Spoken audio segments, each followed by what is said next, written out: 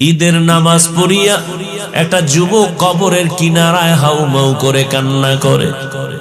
ও যুবক ভাই, তুমি ঈদের নামাজ পড়েছো, এখন আনন্দ বাড়ি বাড়ি যাবে, তুমি কবরের কিনারায় দাঁড়ায় কান্না করো কেন?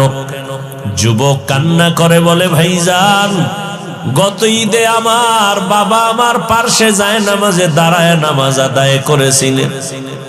ঈদগায় যখন বের হলাম, আমার আম্মা আমার মাথায় হাত দিয়া দোয়া করেছেন।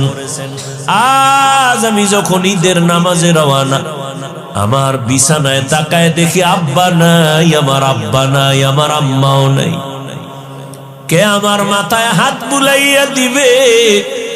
আমার যায় নামাজের পার্শ্বে আমার কে নামাজে দাঁড়াবে? আজ আমি বড় ইতিম।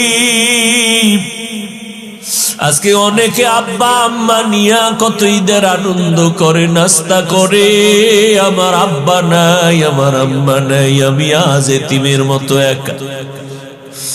আমার মাথায় হাত বুলাইয়া একটু দোয়া করবে, সে আম্মা দুনিয়ায় নাই।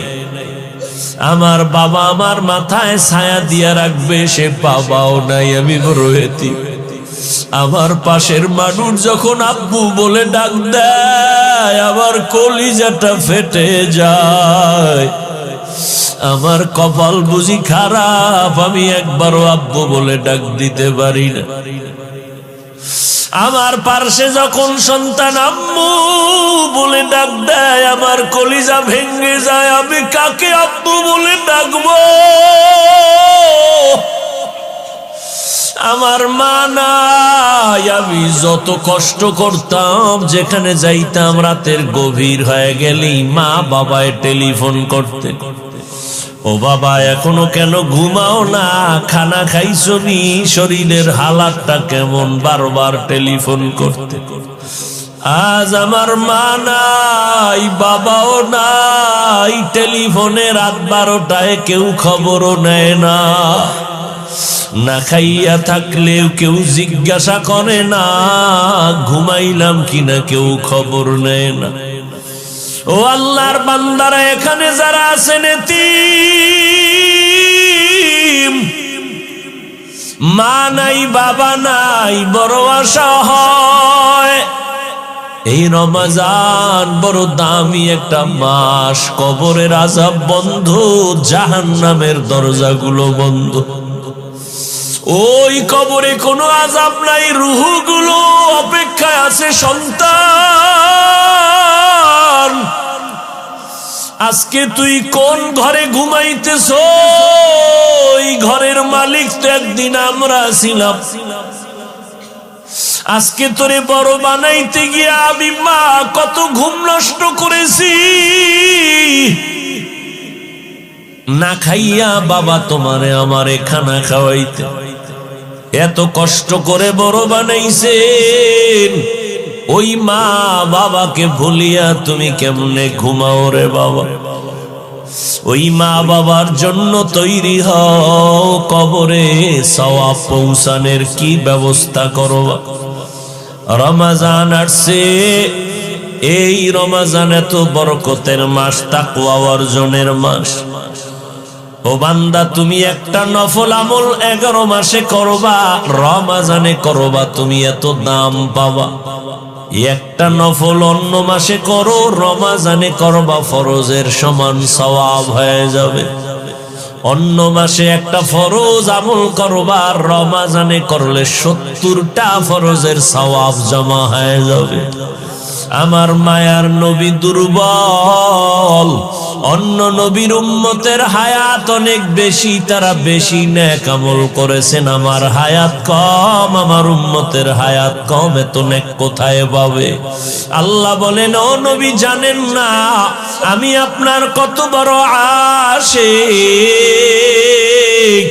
সব নবী আমার বন্ধু, আপনিও আমার বন্ধু, তবে ব্যবধান হলো সব নবী রাসূল আমি আল্লাহর আশিক, আর আমি আল্লাহ নিজে হলাম আপনার আশিক।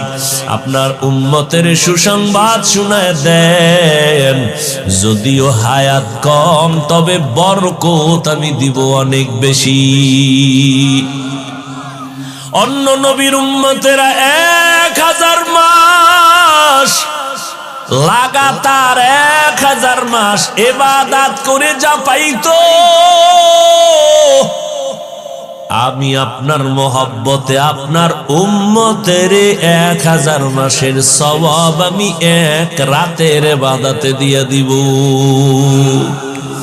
আতিনা ফি দারে দুনিয়া না হাসান, আতিনা ফি দারে উকবানা হাসান, ইয়া গিয়াসাল মুস্তাগীসিন ইহদিনা লিফতিখারা বিল উলুমে ওয়াল গিনা।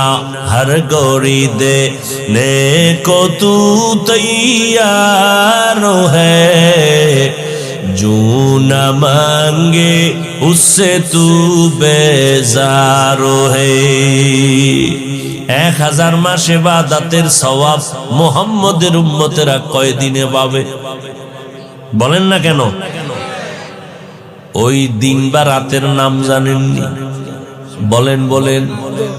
ইন্না আনজালনাহু ফি লাইলাতিল কদর ওয়া মা আদরাকা মা লাইলাতুল কদর, লাইলাতুল কদরি খায়রুম মিন আলফি শাহর।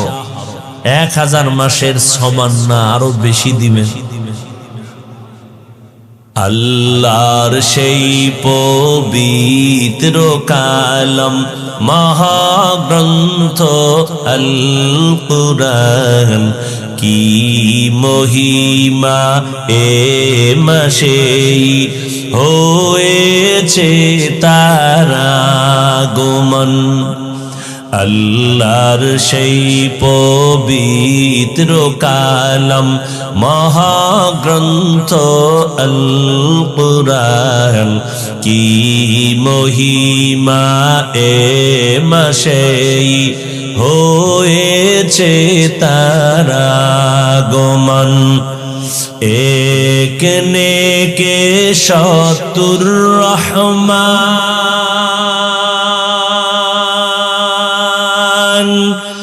দিন নফল ফরজ সমান,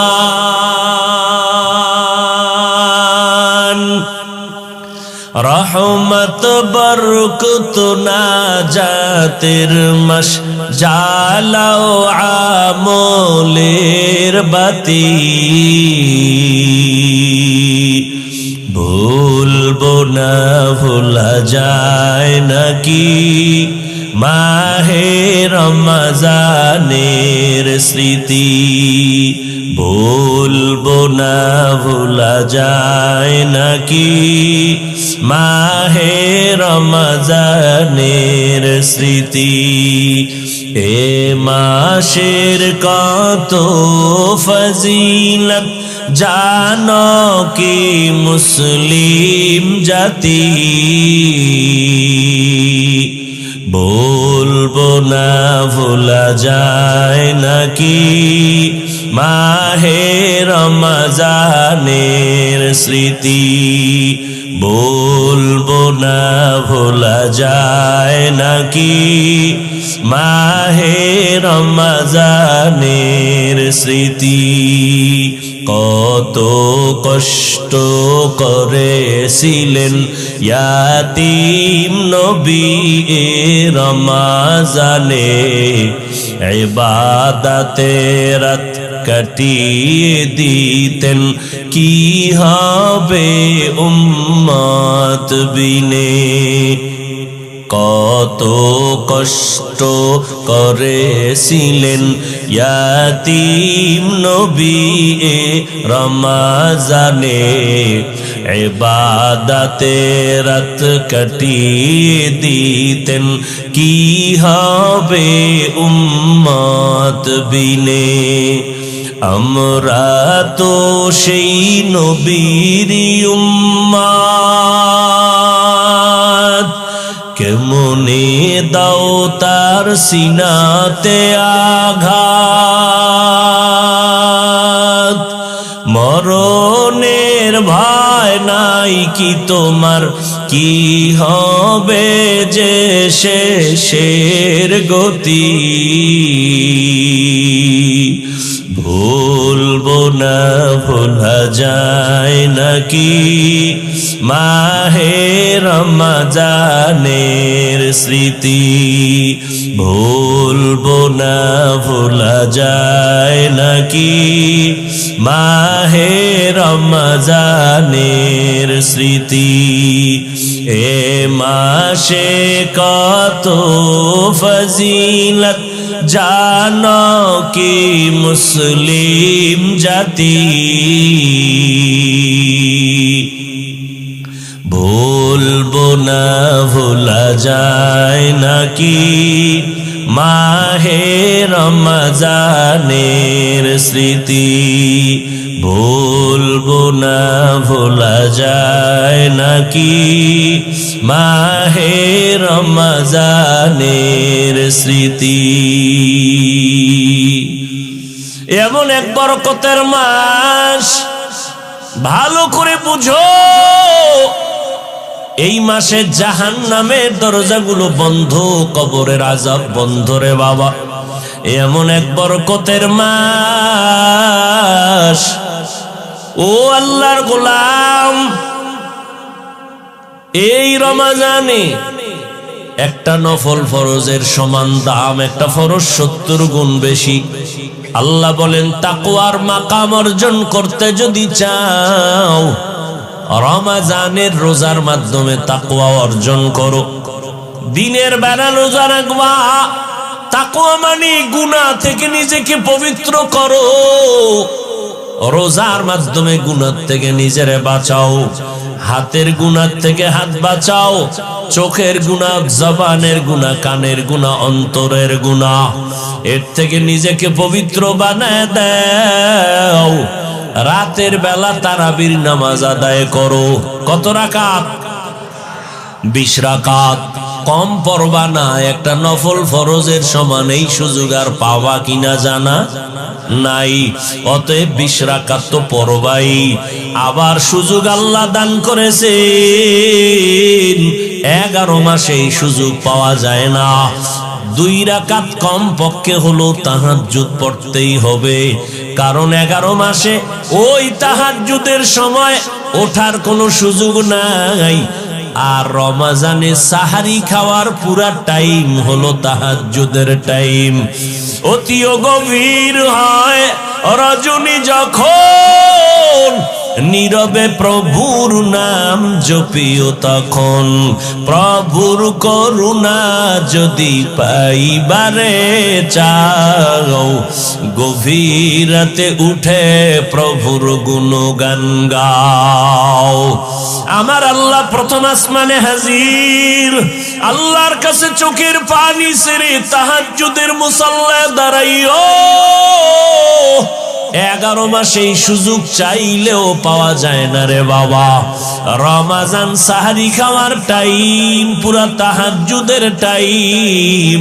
আল্লাহর কাছে 2 রাকাত নামাজ পড়ে গোপনে একা একা আল্লাহর কাছে কাঁদবেন, ও দয়ার মালিক, মেহেরবানি করে আমারে তুমি মাফ করে দাও। এই জীবনে গুনাহ করে করে জীবনটারে নাপাক করেছি, ও আল্লাহ তুমি মাফ করে দাও। সন্তানগুলোরে তোমার বান্দা বানায় নাও।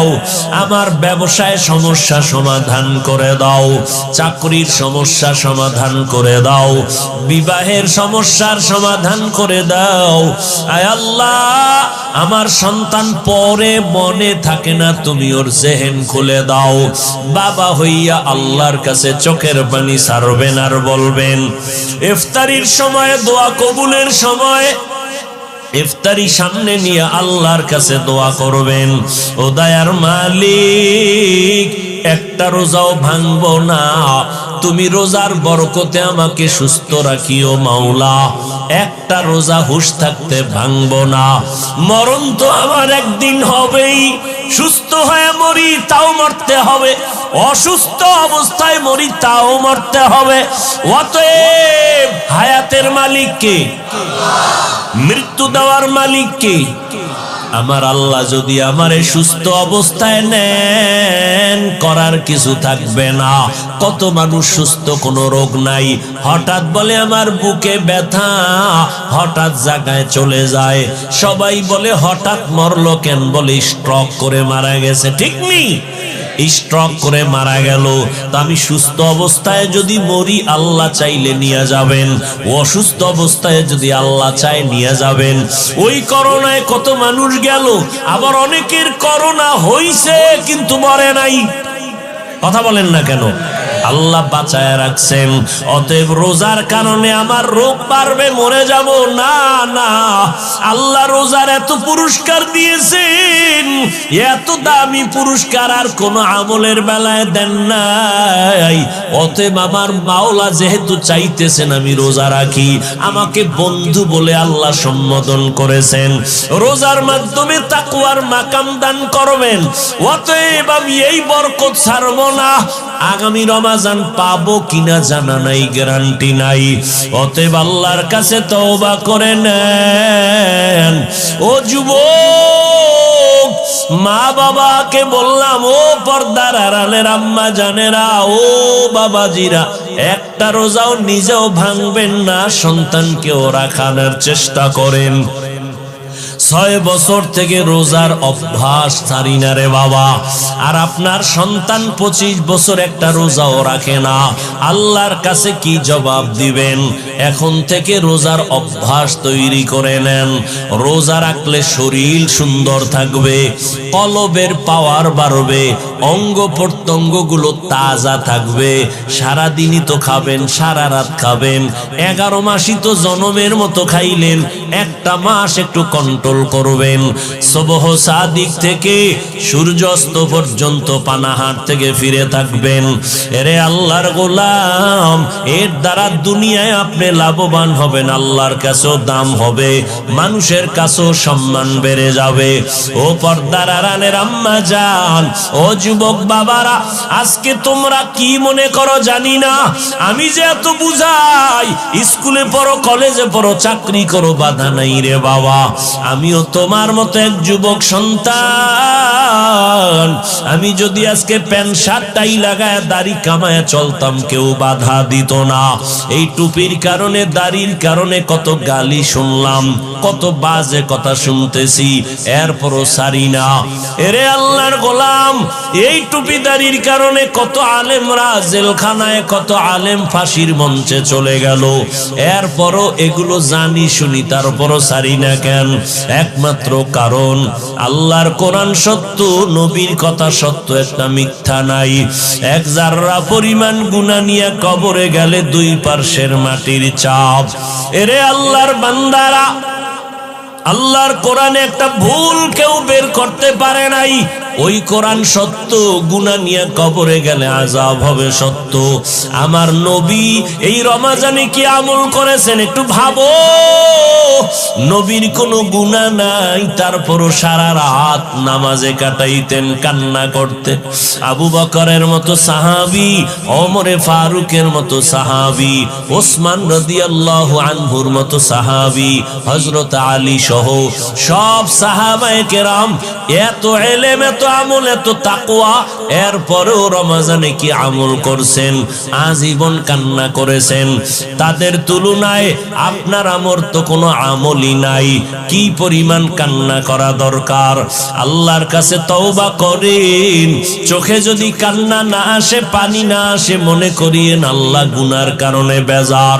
এখন থেকে চেষ্টা করেন, তওবা করেন। মা বাবা থাকলে দোয়া নিবেন, মা বাবার দোয়া ছাড়া আগানো যাবে না।